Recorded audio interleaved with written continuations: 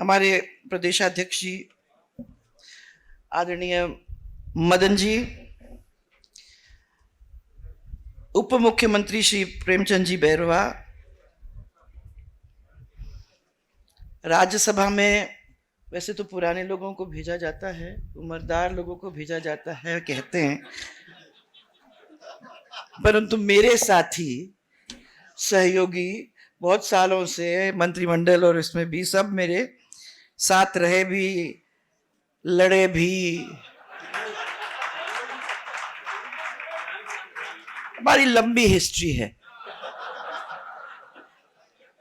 जिसका आज बहुत प्यारा एक प्यारी शक्ल अभी आपको दिखाई दे रही है। हमारे घनश्याम जी तिवारी, और ये भी कृषि मंत्री हमारे डॉक्टर किरोड़ी लाल जी मीणा, इनके साथ भी हमने बहुत सारे अप्स एंड डाउन्स देखे हैं, मोर अप्स देन डाउन्स देखे हैं, परंतु ये भी हमारे सहयोगी साथी इतने सालों से रहे हैं। तो ये एक तो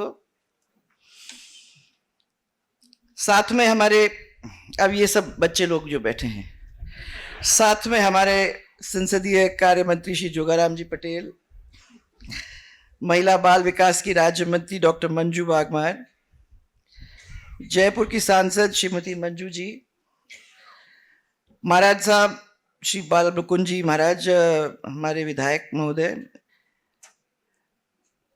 अब विधायक जी श्री गोपाल जी शर्मा हमारे साथ, भैरव सिंह जी के साथ जब हम चला करते थे उस हेलीकॉप्टर के अंदर, तो ये तब हमारे साथ बैठा करते थे, भैरव सिंह जी के साथ चला करते थे उस समय से लेके आज तक। तो अब हम लोगों को रिप्रेजेंट करते हैं सिविल लाइंस के अंदर गोपाल जी। यहाँ के बूथ अध्यक्ष श्री राधेश्याम जी सैनी, और जिन लोगों ने पार्टी की नींव रखने में कमी नहीं छोड़ी है वो है हमारे खंडेलवाल जी, श्री चमन जी, छत्तुमल जी। अब छत्तुमल जी थोड़े दुबले हो गए तब से, वे तो हम तो इतने सालों से उस एयरपोर्ट से जब आया करते थे, अभी इस एयरपोर्ट की बात ही अलग हो गई, पर उस एयरपोर्ट से जब आया करते थे तो मुझे याद है छत्तुमल जी हमेशा उस ब्रिज के नीचे हम लोग सबको मिला करते थे रेगुलरली, तब से लेके आज तक। और दुसाद जी, मैं घनश्याम जी से अभी आर्ग्यूमेंट कर रही हूँ कि दुसाद जी को अपन ने क्यों प्रमोशन उम्र वाइज दे दी है। वैसे तो हमने आपके साथ भी बहुत काम किया है, जब आप ऑफिस में आते थे जाते थे और हम लोग सबके साथ रहते थे, तो मैं समझती हूँ कि इतना डिफरेंस तो नहीं होना चाहिए। और फिर हमारे यहाँ जो उपस्थित सब कार्यकर्ता बंधु हैं, लेडीज एंड जेंट्स, और मुझे आज देखकर बहुत खुशी हो रही है कि लेडीज के अंदर इतनी वृद्धि हो गई है, देख के मजा आ रहा है। क्योंकि जब यहाँ शुरुआत किया था तो मैं आपको बताना चाहूंगी कि राजमाता साहब के साथ जब हम लोग निकलते थे तो खाली तीन लेडीज, जयवंती बहन, आठवले ताई और मोहिनी जी दिल्ली वाली, मृदुला जी, चार लेडीज को अपन देखते थे। हम लोग बार बार अपने कार्यकर्ताओं को कहते थे, भैया तुम लोग आ रहे हो तो तुम अपनी वाइफ्स को भी लेके आओ, तो हमारी महिला मोर्चा का कार्यक्रम हो जाएगा कि खाली 4 जन के बीच में क्या करवा रहे हो ये। अब वहां से बढ़ते बढ़ते आज इन सबको देखकर मुझे बहुत खुशी हो रही है, क्योंकि ये वो संगठन है जिसका मूल मंत्र सेवा था और सेवा है, और जिसके दिल के अंदर अंत्योदय, भैरव सिंह जी का क्या, भैरव सिंह जी के टाइम से और उस समय से हम लोग सबके दिल के अंदर बैठा है। क्योंकि जब भी सरकारें चलाई, जब भी सरकारें हुई, उसका एक अंश हमेशा उस दिन से लेके आज तक, चाहे स्टेट के अंदर हो चाहे सरकार दिल्ली की हो, उसके अंदर अपने को दिखाई देता है बार बार। आज सबसे बड़े दुनिया के अंदर पार्टी बनी हुई है और हमारे कामयाबी भरे 46 वर्ष जो निकल गए हैं उसकी वजह से, उसके लिए सभी कार्यकर्ताओं को मैं आज जो यहाँ बैठे हुए हैं सबको बहुत बहुत बधाई देना चाहती हूँ, क्योंकि इस लंबे रास्ते को बहुत सुंदर तरीके से आप लोग सब ने पार किया है। तो आज खाली सेलिब्रेशन का दिन नहीं है, मैं उत्सव का दिन ही नहीं मान रही हूं आज, बल्कि मैं प्रणाम करना चाहती हूं, दंडवत करना चाहती हूं उन सब बड़े लोगों को जिन्होंने, जैसे अभी घनश्याम जी ने बहुत सुंदर तरीके से आपके सामने रखा, जिन्होंने अपना बलिदान किया, जिन्होंने मेहनत की, जिन्होंने खून और पसीना लगाने में कोई कमी नहीं छोड़ी। आज उन सब महान लोगों को मैं प्रणाम करना चाहती हूं, दंडवत करना चाहती हूं, क्योंकि उन्होंने इस पार्टी की जो मजबूत आधारशिला रखी है वो इतने सालों से चलते चलते मजबूत से आगे और मजबूत बनते बनते यहां तक हम लोग पहुंचे हैं। भाजपा को शून्य से शिखर तक पहुंचाने का काम उन्होंने सबने किया है। मैं याद करना चाहूंगी यहां हमारे डॉक्टर श्यामा प्रसाद मुखर्जी को, पंडित दीनदयाल जी उपाध्यक्ष को, हमारे अटल बिहारी वाजपेयी जी को, जिन्होंने पिता समान हमारी इस पार्टी को संभालने का काम किया है, प्यार दिया है, मजबूती दी हम सब लोगों के लिए। मैं समझती हूँ कि यहाँ आप लोग सब जो बैठे हुए हैं सब लोग ये कहेंगे, जिनने उनको अच्छी तरह से पहचाना और जाना, कि वो मेरे घर पे आए थे, वो मेरे मिलके गए थे। मेरी उनके साथ खाली तस्वीर नहीं है, क्योंकि आजकल तो ये है, क्या बोलते हैं इसको, मोबाइल। तो आजकल तो इस मोबाइल की वजह से हम लोगों को बहुत कुछ देखने को मिलता है, हम तो मोबाइल लेके चलते हैं और 1 मिनट के अंदर तस्वीर भी खींच लेते हैं। कोई ऐसा नहीं है कार्यकर्ता जो हम लोग अगर जाते हैं, रास्ते पे भी मिलते हैं, तो मोबाइल से तस्वीर नहीं खींचेगा। उस समय में तस्वीर खींचना बहुत मुश्किल मामला होता था, और तभी होता था जब कोई विशेष कार्य था। तो मुझे याद है कि बहुत सारे लोग आज भी वो तस्वीर हम लोगों को दिखाते हैं कि अटल जी आए थे, हमारे घर पे खाना खा के गए थे। वो ऐसे लोग, राजमाता साहब, लाल कृष्ण जी अडवाणी, मुझे याद है कि ये बार बार उस समय मेरे को कहा करते थे कि आप लोग बहुत ज्यादा एडवांस हो गए हो। अभी कहा कैसे एडवांस हो गए? आप लोगों के, हम लोग जब जाते थे तब रोड्स नहीं होते थे, प्लेन्स नहीं थे, ट्रेन्स के कनेक्शन भी बहुत ही कम थे।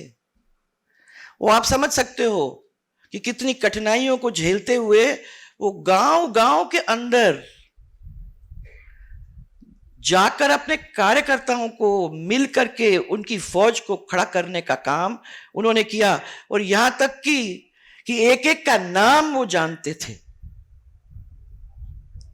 अब हम ये एक्सपेक्ट नहीं करते, क्योंकि परिवार बहुत बड़ा हो गया है, ये तो एक्सपेक्ट नहीं कर सकते कि सबके नाम याद रहेंगे, परंतु हां, एक पारिवारिक रिश्ता था जो उन्होंने इस पार्टी को कायम करने में प्रेम के साथ लगाया था।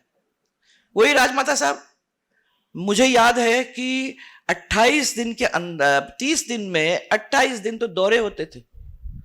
हम लोग उनको यही कहा करते थे कि क्यों कर रहे हो, क्या हो रहा है इसमें, क्या होगा, कुछ समझ नहीं आई। आज जब हम पीछे देखते हैं तो हमको समझ में आती है।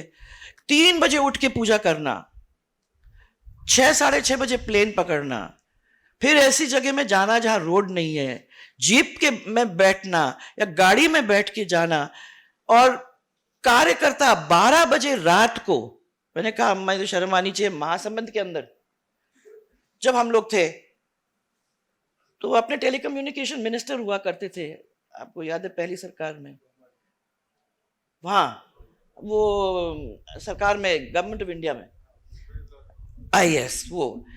तो मुझे याद है उनके घर पे अपने को रुकना था रात को। मैंने उनको कहा शर्म होनी चाहिए, अपने को कहाँ रात के 12 बजे किसी के घर पे जाके अपन ठकठका रहे हैं, अच्छा थोड़ी लगता है। तो उन्होंने कहा देखो तो सही, अपने को चलना है, ये कार्यकर्ताओं के साथ जो हमारी मोहब्बत और हमारा एकता है उसको देखने की जरूरत है, उसको समझने की जरूरत है। यही चीज को आप लोगों को जमीन पे लाने का है। रात के 12 बजे हम वहां पहुंचे, लेडीज सब दरवाजे पे खड़ी थी आरती लेके।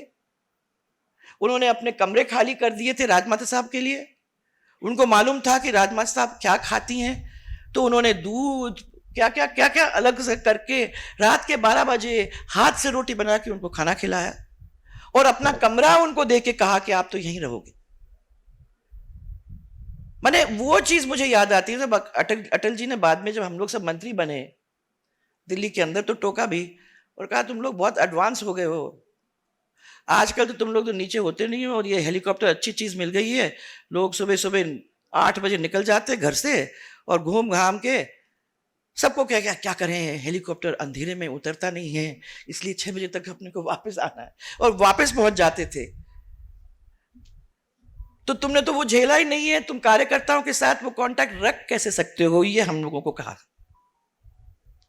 कि तुम लोगों को टाइम निकाल के जाना चाहिए था, तुम लोगों को एरिया समझना चाहिए है। वो याद है आपको भी घनश्याम जी, हम लोगों को ले गए थे भैरव सिंह जी बॉर्डर पे, आप थे, हम थे, कैलाश जी थे, पुष्पा जी थी और 3-4 और लोग थे। हम लोगों को वो ले गए थे और उन्होंने कहा ये बॉर्डर देखो, हमको सिखाया, हमको वहां ले जाके लोगों के घर पे खाना खिलाया और बॉर्डर क्या चीज है वो हमको समझाने का काम किया। हम 6-7 लोग उनके साथ गए थे।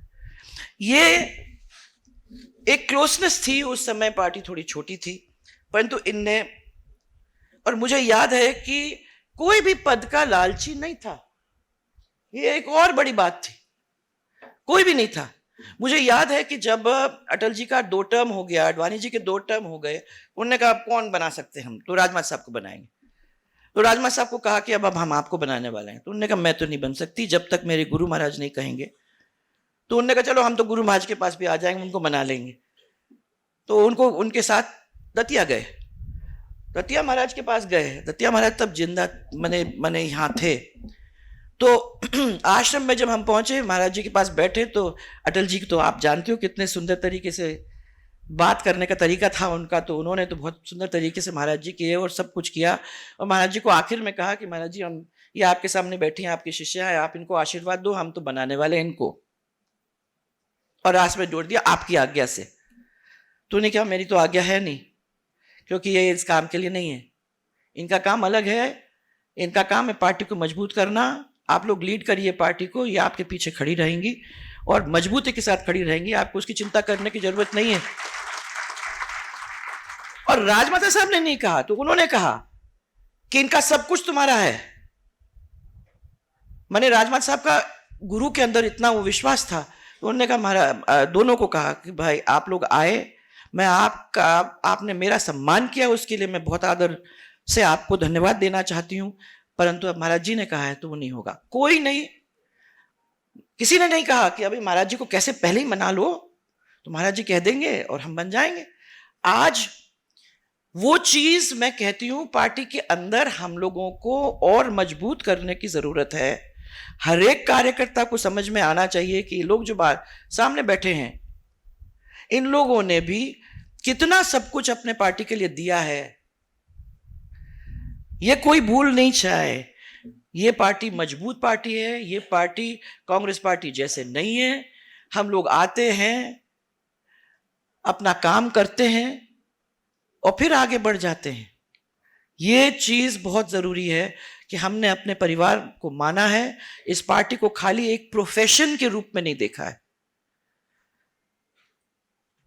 और राष्ट्रभक्ति को सामने रख करके हमने ये काम किया है। इसमें नानाजी देशमुख को हम नहीं भूल सकते, कुशाभाऊ ठाकरे को तो भूल ही नहीं सकते। कुशाभाऊ ठाकरे ने कितने सारे कार्यकर्ताओं को तैयार किया नानाजी के साथ, और मुरली मनोहर जी, भैरव सिंह जी। हम जानते हैं कि आज जो भी हम में से बहुत यहां बैठे हैं, हम लोग जो भी हैं वो उनकी वजह से हैं। उनने क्या सिखाया, हाउस में क्या व्यवहार करना है, क्या घनश्याम जी हम लोग बैठा करते थे, डांट भी देते थे, इस तरीके से नहीं बिहेव कर सकते। और मुझे याद है पहली दफा जब मैं गई हाउस के अंदर, तो डर डर के, मैं तो अंग्रेजी बोलने वाली, तो मैंने कोई कनिष्ठ, अभियंता और लिपिक और वो सब, मेरी जवान उसमें बिल्कुल वो हो जाती थी। तो बैठ के मैं पढ़ रही रात भर, ये कनिष्ठ लिपिक क्या है और क्या है वो कर रही थी। सुबह मैंने कहा भाई साहब, मैं भैरव सिंह साहब, मैं इन्हें भाषण नहीं दे सकती। उन्हें भाषण तो देना ही पड़ेगा। हम लोग 35 लोग थे उस टाइम हाउस में, हाँ हमने कहा आपको तो देना ही पड़ेगा। मैंने कहा भाई साहब पेज में तो पसीना आ रहा है, मैं नहीं कर सकूंगी। उन्होंने कहा जाओ बोलो। तो बड़े डर डर के हमने पहला भाषण दिया। इनको सबको ऑर्डर्स दे दिए गए थे कि जब वो बोल के खत्म करेगी, पहली बार बोल रही है, जोर से धड़काना है ताकि उसको थोड़ा सा मिल जाए।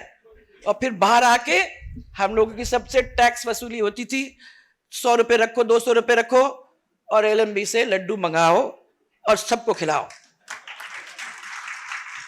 ये होता था उस समय। हम तो ये एक दूसरे को कहते थे, अरे यार आपका इतना अच्छा भाषण हुआ।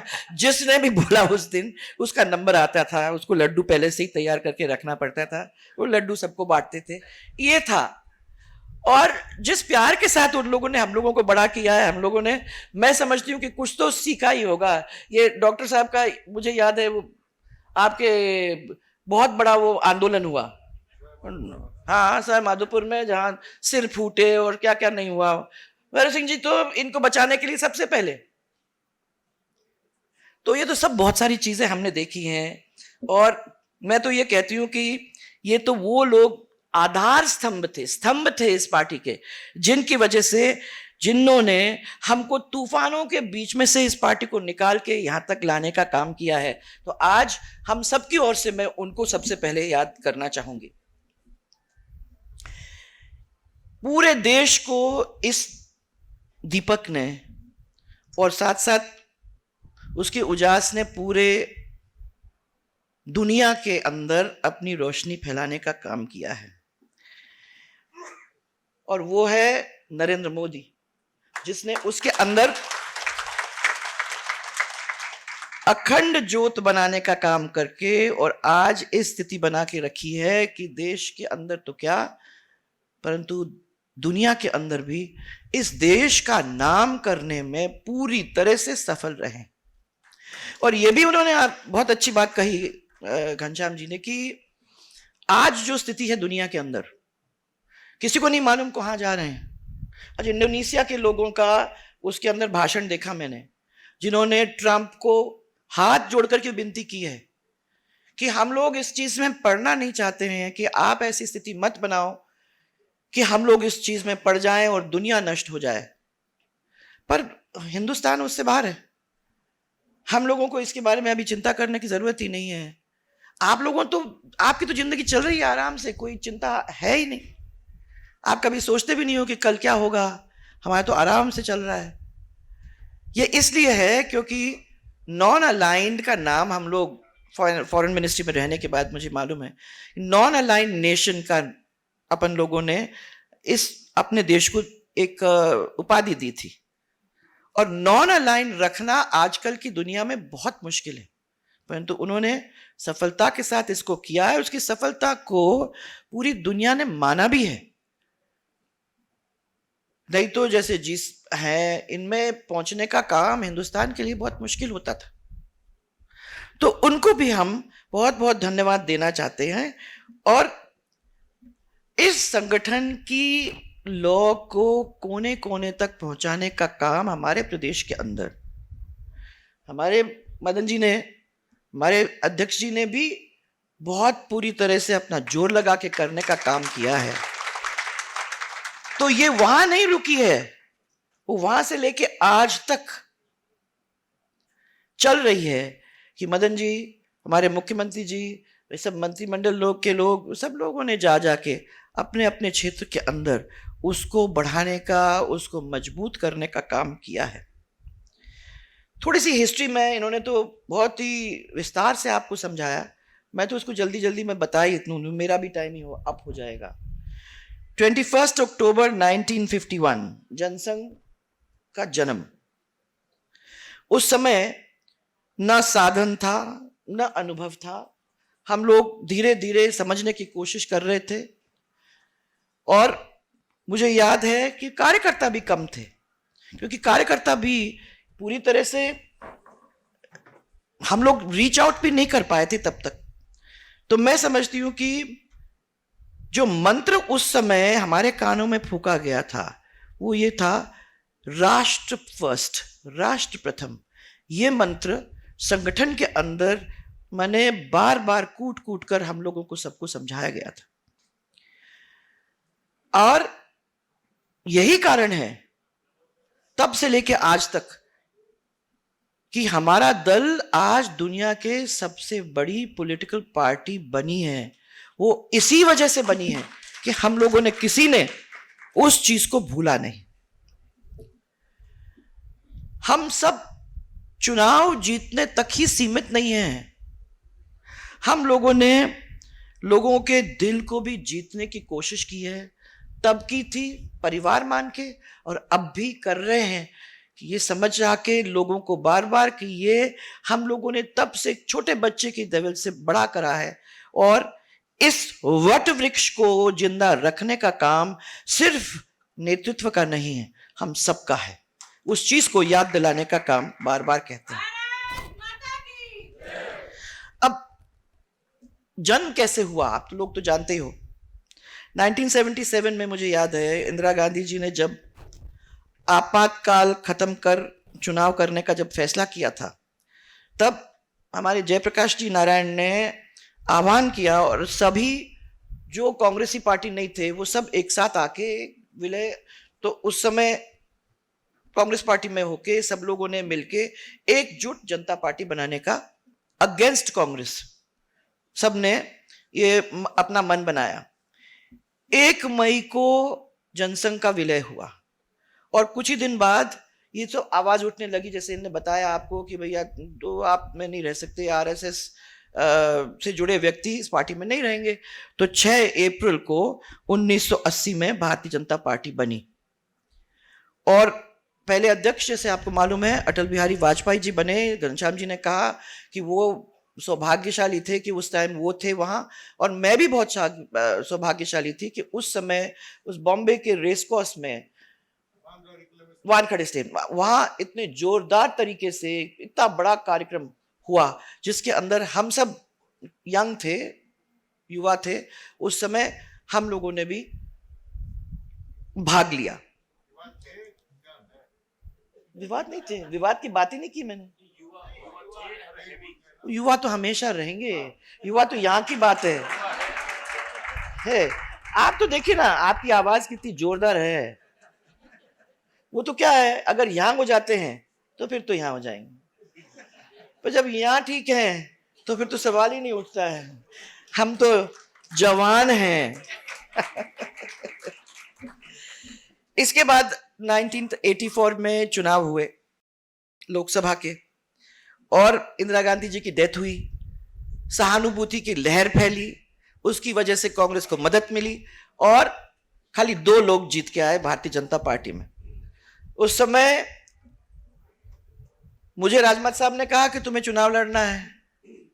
मैंने कहा भैया रुको, गांधी की अभी डेथ हुई है और आप मेरे को, अब कौन सी मां होती है, मां देखो भी, मां होती है वो जो अपने बच्चों को सबसे पहला स्टार्ट सक्सेसफुल, माने सक्सेस उसको मिले, ऐसे में उसको आगे बढ़ाने का काम करती है। मैंने कहा वो कैसी मां कि आप मुझे कह रहे हो, जब आप जानते हो कि हम लोग जीतने वाले हैं नहीं, वो आप हमको भेज रहे हो भिंड में, वो भी आप मुझे वहां भेज रहे हो, तो सोच तो लो किसी और कैंडिडेट को। उन्होंने कहा हमारे पास कैंडिडेट ही नहीं है, कोई आना ही नहीं चाह रहा था, तो तुम्हें तो लड़ना पड़ेगा, या तो तुम ये कह दो कि तुम अपने भाई से डर रहे हो, और नहीं तो मेरा आदेश है कि तुम जाओ लड़ो चुनाव, हारो जीतो उससे क्या मतलब। भारतीय जनता पार्टी का झंडा लेके वहां कोई मैदान में होगा, और वो मन में ये लेने के लिए जाएगा कि मैं जीतूं कि हारूं, मैं जीतूं ये लेके जाओ, क्या होता है उसके बाद वो भगवान के हाथ में है, पर अपनी पार्टी को लेट डाउन नहीं करना है। हम लोग सब मां हैं, बहुत सारी बैठी हैं, और मुझे मालूम है कि सबसे पहले मैं अपने बेटे को अगर बाहर निकालना चाहूंगी तो चाहूंगी कि भाई वो सक्सेसफुल बने।